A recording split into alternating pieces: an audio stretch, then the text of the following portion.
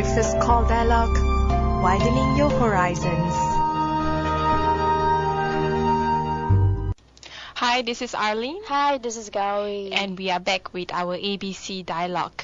Today we are going to talk about the environment. Of course, we are going to talk about the reclamation of the Tanjung Aru beach in Sabah. And together with us is a Sabah environmentalist. He is from the Sabah Green Movement, and his name is Muthu. Hi, how are you? Hi, how are you too? Yeah, we're good. Thanks for asking. Yeah, we are doing great. How are you in Sabah? How's Sabah, by the way? Just a bit of update. It's okay. Good weather. Good today. weather. Yeah, a bit cool. A bit cool.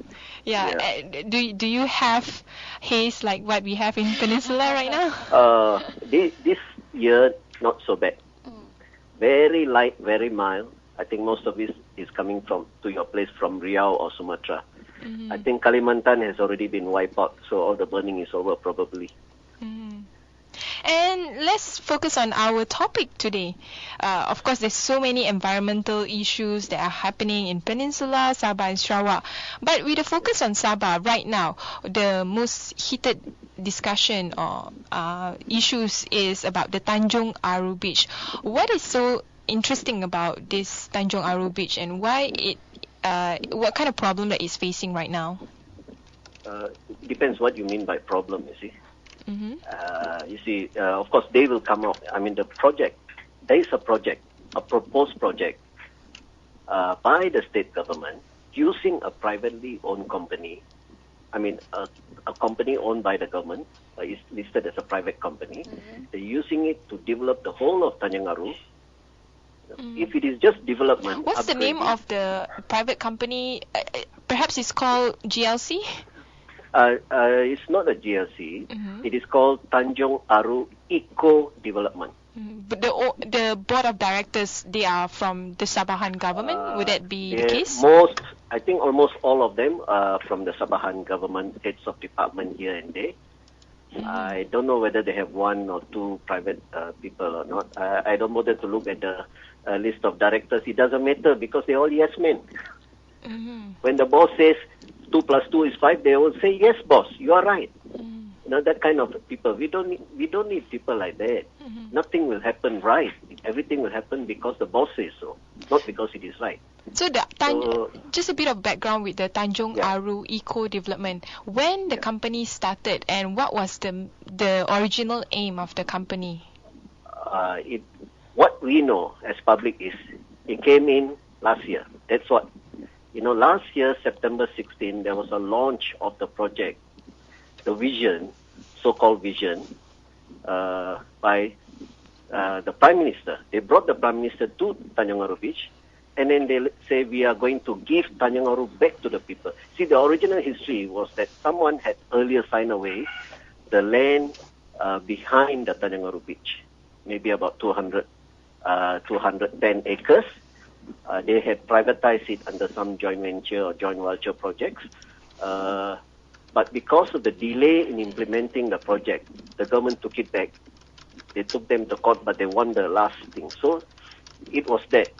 But now comes this company, and the government says, we are going to give Tanjung Aru back to the people, which we thought they will give back and do something for the people. But what they have in mind is a grand design to reclaim about 444 acres of the sea, and then together with the other 200 and another 85 acres of foreshore reserve, is all in about 739 acres. They're going to have a massive project, and it is going to be something like a playground for the rich and filthy. I don't think the famous will come here, but the filthy may come here. So it will be something like Iskandar project in Johor? Would it be similar to that?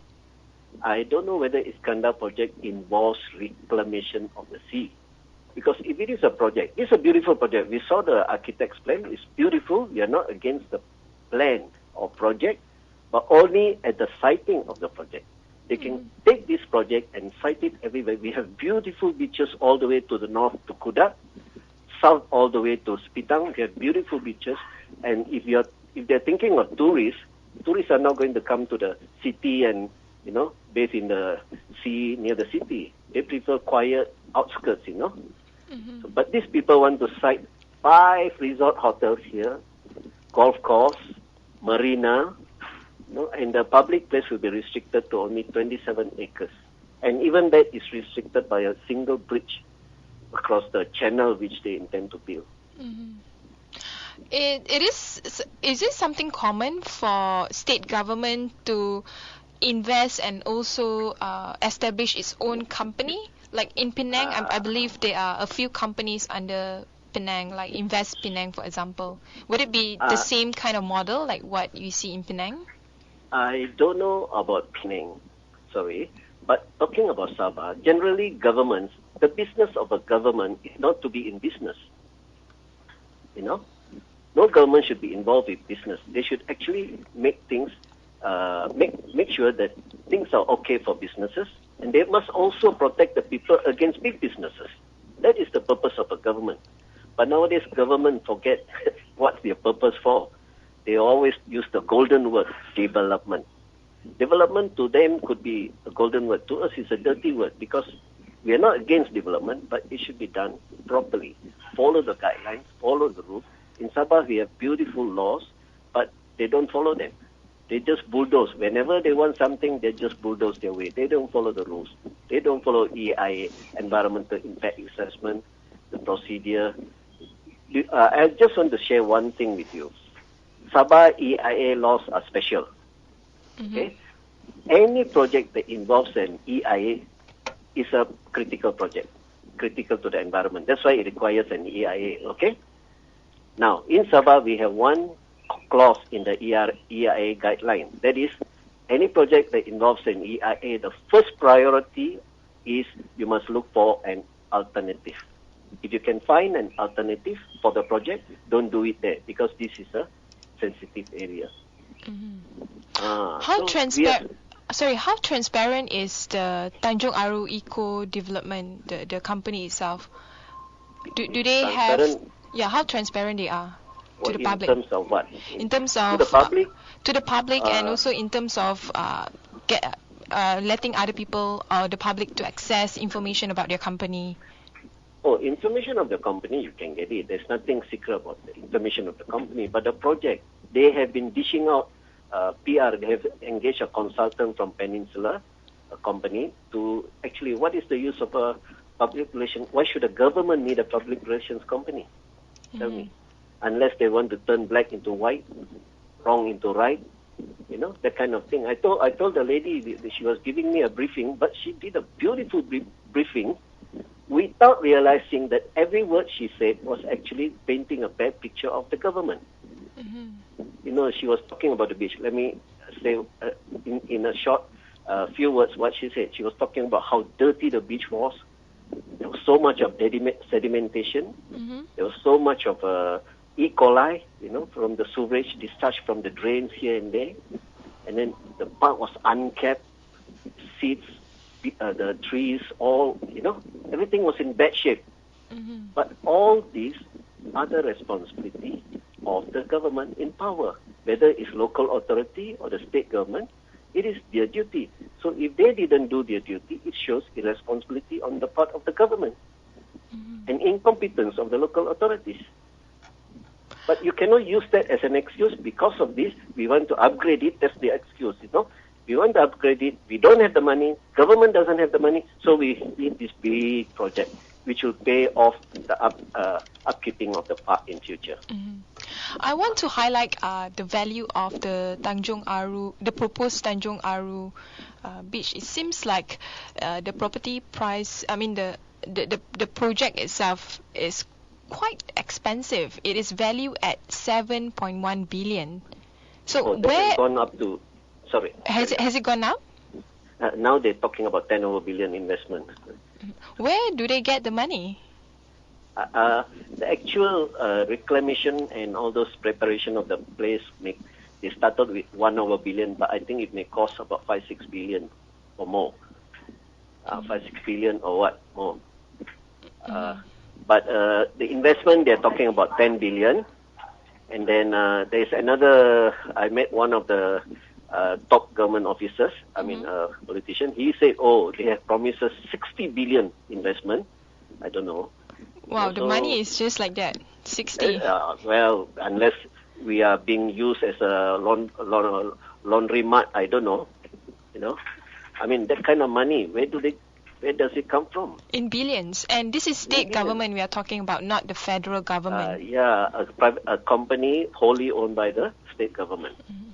They claim all this. I want to give you a little bit of picture on something. To appease the public, they have said they will create another beach for them. They're going to reclaim at the longest part. Furthest part is 1 kilometer out in the sea, So somewhere in between, they're going to create a beach, an artificial man-made beach for the people,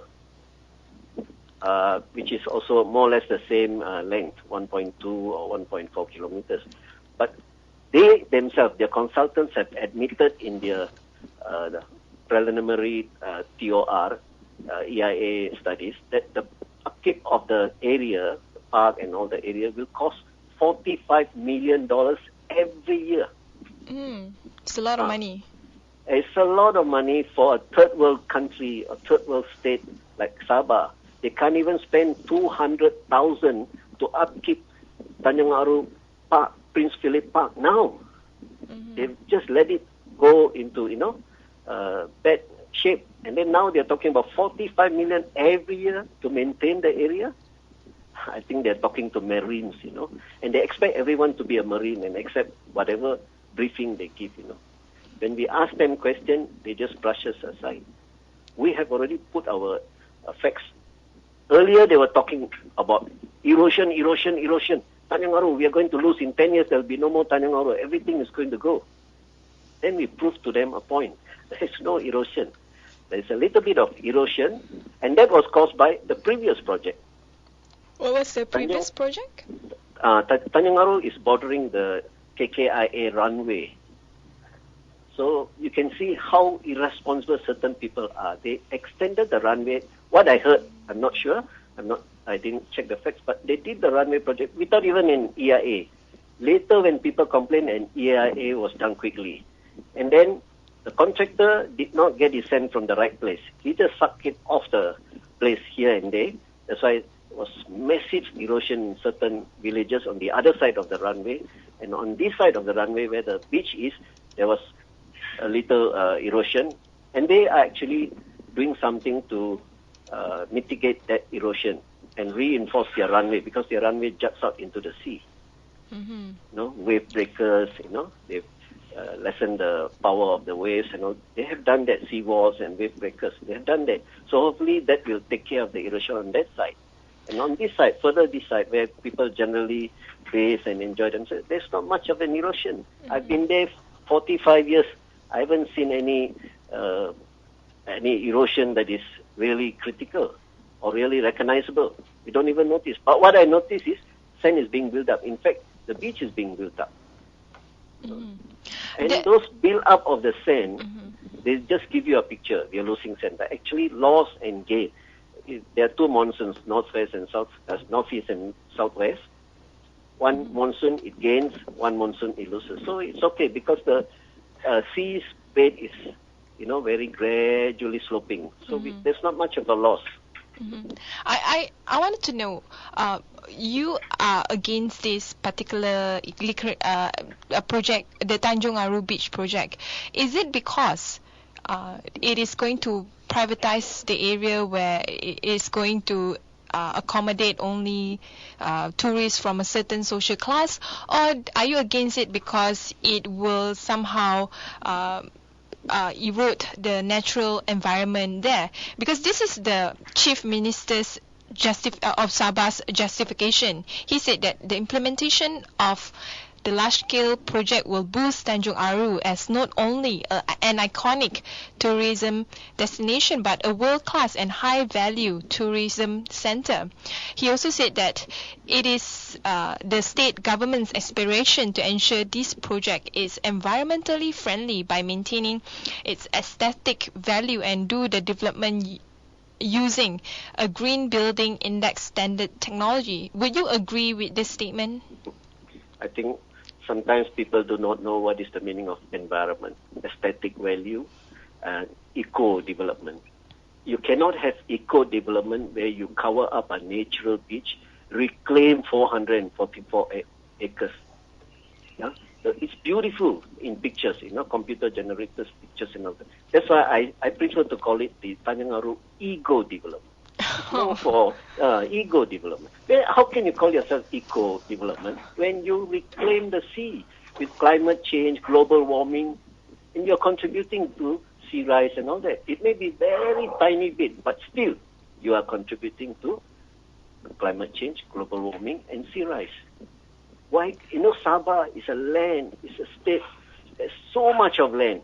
The only thing is some of the land, or most of the land, is privately owned. So if you want to do a project, you buy it and do your project. And even here, you talk about government, but they're going to privatize it. They're going to sell their land. And then there's a lot of hogwash here, and they can claim anything. But at the end of the day, from past experiences, we know what will happen. The state government may end up even going bankrupt on this project.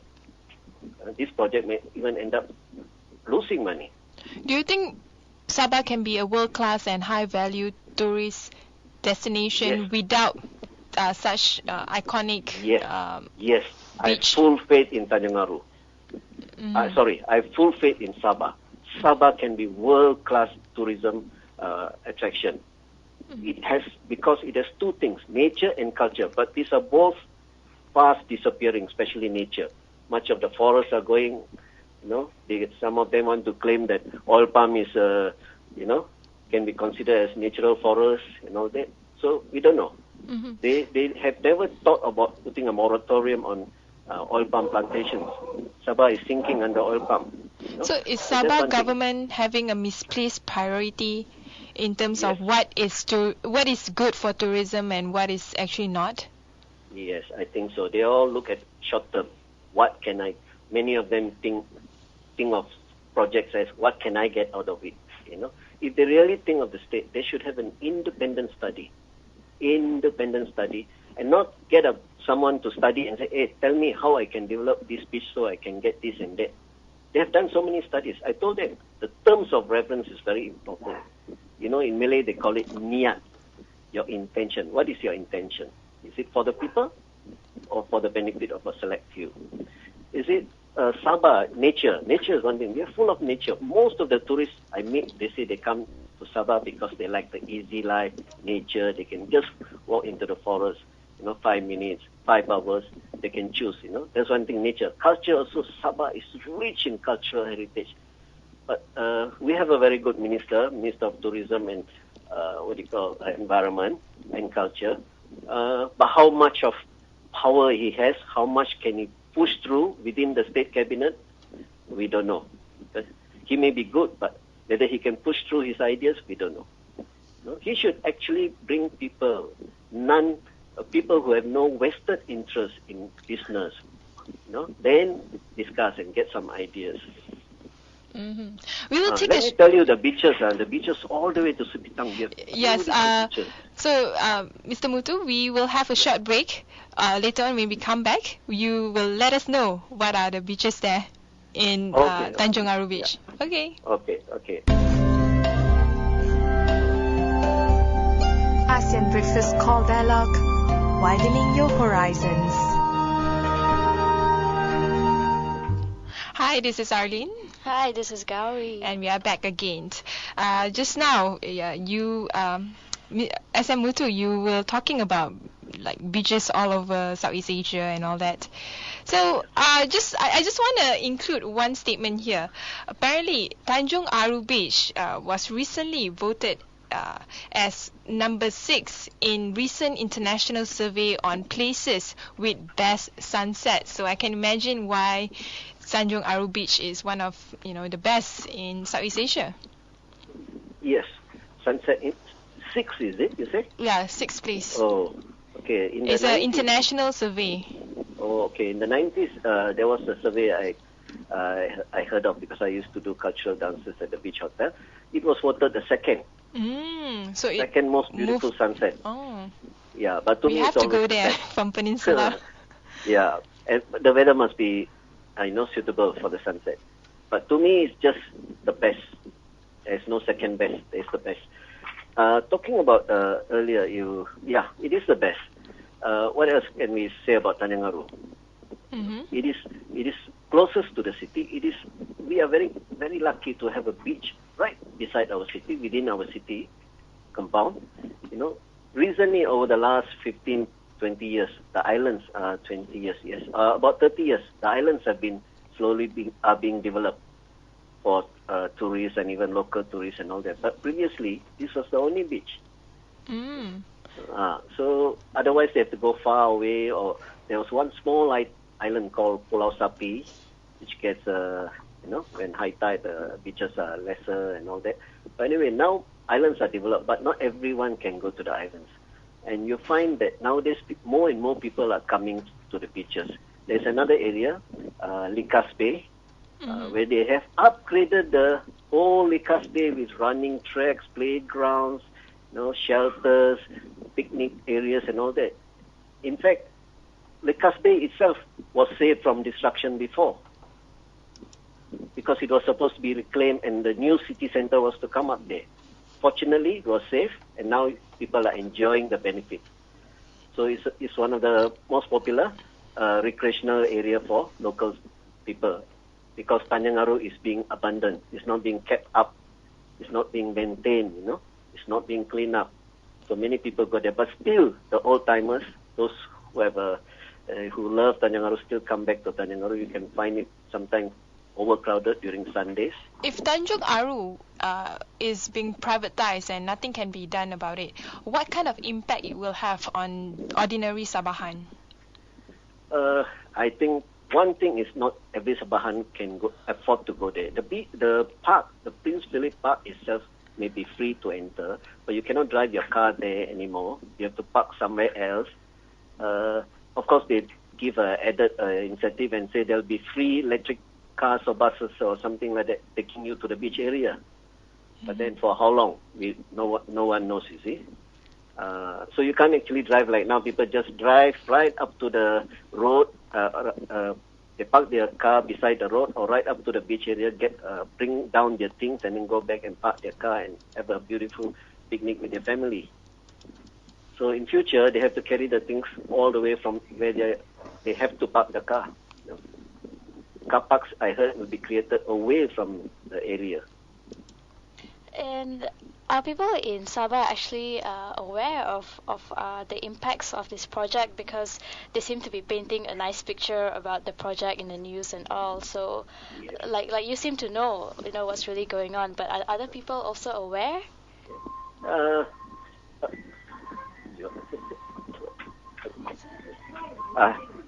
Hello. Hello, yes? There are a lot of people who are aware. Mm-hmm. There are a lot of people who are aware, but let me tell you, many of them dare not open their mouth because they want to protect their job, their projects and all that. They tell us in private, and they push us, do something, conserve and all that. So there are very few who are willing to stand up and try to protect. I'm not trying to say that we are the heroes, no, but it just hurts us deep inside to see nature being destroyed, all for the benefit of a few and for the ego of whoever has decided on this project. But there are a lot of people, they have memories here. Most Sabahans will talk about Tanjung Aru, especially KK, Penampang, Papa people, Tuaran people, talk about Tanjung Aru. They have memories, and they're going to bury their memories. Now they have grandchildren, great-grandchildren here. Their memories are all buried. You should see some of the postings in Facebook, appealing, don't do it. Because Facebook, they write. Newspaper, let me tell you, some of the media, the Chinese papers and all, they're okay. They put the news as it is. But for some of the English papers, they are openly for the project. Maybe they are acting as the public relations media for the project people, and they will not even publish our replies to the whatever they say. When we give alternative views, they won't publish. If at all they publish, they click here and click there and make us look bad. And it's very bad for a media, especially some medias, they claim they are independent, but they're not actually independent. What would so they it's very do? tough. What would they do? They just promote the project. Mm-hmm. Someone gives a press conference one day, they put it front page 2-3 days. The same news. Even From though left, they are right. not from the mainstream media. They are mainstream Or they are, locally. Mainstream locally. So we have to depend on the internet. And even friends who are, who want to join us, but they're not. They dare not. It's a small world. Sabah, everybody knows everybody. So they're very scared. Tanjung Aru is the issue within Tanjung Aru when it comes to its development. It has been very rarely reported in any other news in Peninsular Malaysia. In fact, probably you are one of the vocal ones to break the issue. But at the same time, during the People's Climate March, which happened last week, were there a lot of people participating in the movement to save Tanjung Aru Beach? That one, the problem we had was it was only done 2 days before. So the news did not spread. And we didn't go to the mainstream media. It was only on Facebook. So we had about 30 people, but we did not actually much. We gathered around, only about 10 of us then, because some of them have broken away from the group. So it was less than 30. It was not. The problem is, again, who is willing to come and show their face? And speaking of ego development, earlier you were also saying that part of the reason is to compete with other tourist destinations. Yes, their public relations officer actually said that we cannot compete with others because they are way ahead with all these facilities like Cebu, Bali, Phuket, and so on. But the question is, are all these centers of attraction reclaimed areas? Have they reclaimed from the sea to create all these beach resorts? I don't think so. Sabah can compete. All you have to do is take a hotel, put one in the Kota Blut beach area, the Kudat beach area, beautiful white sand. And in the Apar, we have so much of beaches, white sandy beaches. You can take your resorts there. You can still get the tourists, They want to concentrate everything in Kota Kinabalu within 1-2 kilometers. You actually, you burden the city. You sort of, you cram up the city, and you create problem for everybody, especially the poor. Another thing about the project is this will actually increase the cost of living for the people living around the area. The rich, no problem. The poor, what happens to them? Then everything becomes expensive. 5 resort hotels, golf clubs, marina. What will happen to the poor? You always say, they can get a job.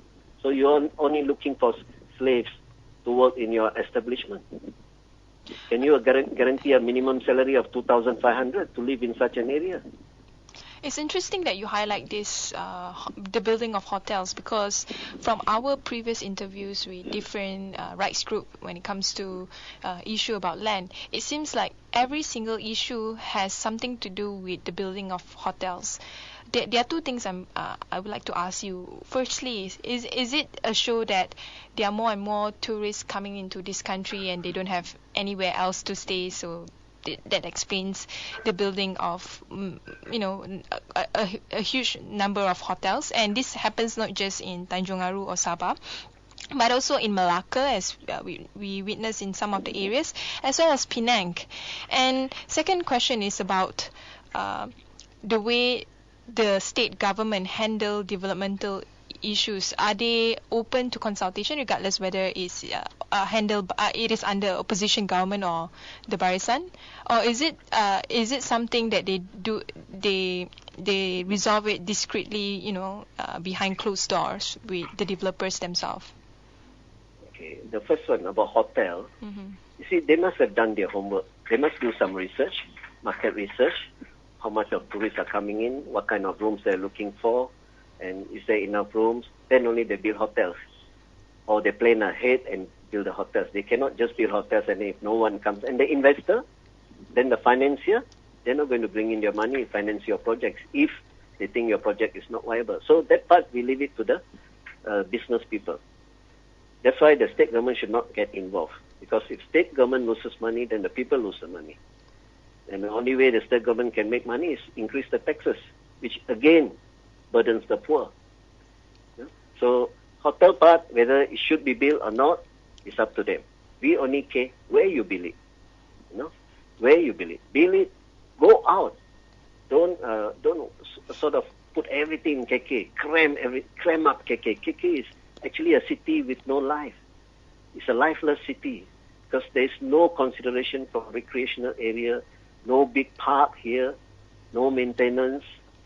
The former VC of the UKM campus here described KK as a city with no life. Because there's no consideration. Now, the second question. So the hotel part, whether viable, not viable, leave it to the financiers and investors. The second part, you are asking about what's your open, whether the government is open. See, transparent they and can open. say yes. There's even the EIA. There's a they open for suggestion for the terms of reference and all that. They open for you to suggest, but they don't have to listen. I mean, they can listen and they can just chuck it out. We have given so many things. They even say, "Oh, we have taken yours into consideration." That's it. They still go ahead with what they want to do. So if you say really listen, then you sit down face to face, listen, then go out to the people. Do you want this? Make it clear. Make it open to the people. We are going to do this. You're going to lose this. You're going to lose this. And you only gain this. And this is going to cost so much. And all that. But apart from that, why I'm against this project is the reclamation part.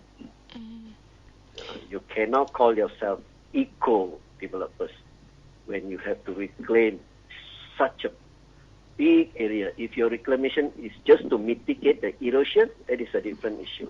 Where they are going to get all this sand? Sand.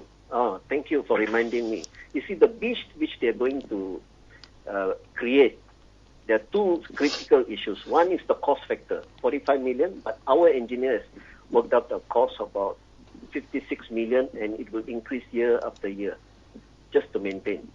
Now, the second part is the sand. They have to continuously replenish the beach because the sand will be washed away with the fast waves, the strong waves, and then because the gradual seabed will be suddenly going down because they have reclaimed all the shallow part, almost all the shallow part. So you need to replenish the sand. And this, they have claimed, according to the statement by them, they were going to take white, shiny sand from Pulau Balembangan. So Pulau Balembangan will be mined for its sand to replenish Tanjung Aru. But how long can it last? Because it is a continuous affair, day in, day out. In fact, our engineer said there has to be a daily, probably, or weekly, or at the least monthly replenishment of the sand. Without which the beach won't be there. It will just be a hard, muddy area. With so much money at stake, especially you mentioned that it could lead up to 60 billion ringgit in investment. So in investment, what is the ROI for Sabah or for the Sabahan government? Return of investment. What do you think? ROI? Return of investment. What they can get out of this for Sabahan and also or Sabahan state government? They claim that plots will be sold, state government will get the money, and then lots they will also be reinvested for this and that, but we don't know exactly what will happen. But for their justification, how much money they will make out of this with so much money invested? There is no clear figures how much they intend to make and what they intend to do with the money. No. They are more focusing originally erosion, to stop the erosion. Number two, we need to bring in investment. Okay? The two things. Now they forget about erosion. Now they talk about investment. We need investment. We need people to bring people in. We need the tourists in. So how much the state government, maybe indirect through taxation, tourist arrivals, but there are no facts exactly. If let's say you want to suggest to the government, let's say a recommendation policy, how Sabah can accommodate and be a world-class tourist destination without having Tanjung Aru Beach to be reclaimed, what would the advice be or the recommendation be? As for Tanjung Aru, quickly, if there is any mitigation needed for erosion, do the mitigation. That's it. And then upgrade, develop Tanjung Aru beach, the beach and the foreshore, a lot of facilities. And then the hinterland, the 210 acres, you can actually convert it into a people's park or peace park, Taman Aman. In fact, I'm saying, make it into Taman Aman, peace park. It And may perhaps- be a coincidence. Yeah, and Coincidence with the Chief Minister Musa Aman, but peace park. And that will attract tourists. Tourists come here, especially European tourists. They want to find places like that. And make, of course, it the number one place to watch sunset rather than number Yes. 6. Yes. Then the hotels, as I said earlier, there's so much of land. In fact, the Sedia or Seda, whatever it is, the planning for future development, they had actually recommended that resorts be built all the way to Kudat and south all the way to Kuala Panyu and all that. I don't know why suddenly these people want to concentrate 5 hotels in Kota Kinabalu. So, They have their plans. But I don't know why they don't want to follow the plans. and what about the Tanjung Aru eco development? Do you think it is necessary for a state government to establish a private entity to make things easier when it comes to dealing with lands and all that and development? I don't think it is necessary. This Tanjung Aru eco-development comes in because of the reclamation. It's a massive project. I don't think private developers will just take it and do it. But the 200 acres of hinterland, yes, that what they can do, they can actually parcel it out into, if they want to carry out what they want to, they parcel it out and sell it. That's it. But we would prefer that the whole thing be turned into a park. So the government doesn't actually have to be involved in private business. But aside from that, they always claim we have no money. And then you they have always 60 say, billion out of nowhere. Then, yes, and then they will, no, that is investment coming in. They say they can bring in the investment. Some say 10 billion, some say 60 billion. But anyway, they always claim we have 1 billion, 2 billion in the state reserve. So why don't you use it? Billions of dollars have been extracted from the forest in Sabah. I don't know what happened to all the money. So why can't this, or even now, Petronas, the oil is being extracted off Sabah. Why can't they ask Petronas to adopt Tanjung Aru and create a peace park there and take care of the foreshore recreational area? It can be done. So there are many Everything. innovative and more green initiatives that the government could embark on, including getting Petronas on board. Yes, I'm sure Petronas will agree to it. They don't want to get politically involved, but if the government asks, they will be willing to do it. And the thing is, these are the things to us, to me, to our friends. We feel these are the things that can attract tourists. Parks, green areas. Not too much of industry, polluting industry.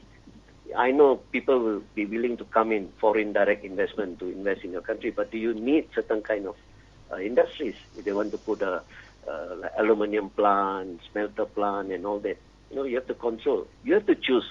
You want the cake or you want to eat it. You can't have the cake and eat it.